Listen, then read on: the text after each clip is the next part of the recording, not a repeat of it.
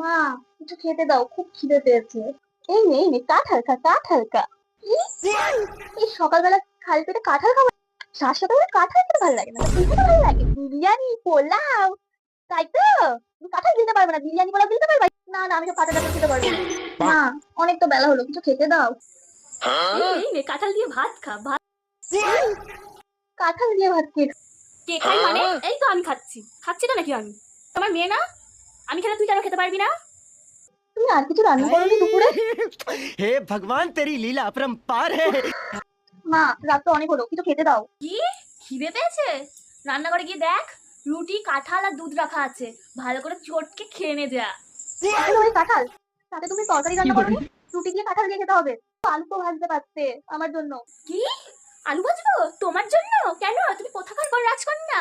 তুমি কাঁঠাল দিয়ে রুটি দিয়ে খেতে পারবে না? তোমার জন্য আলু ভাজতে হবে? ঠিক আছে, দাও, কাঁঠালই খাবো।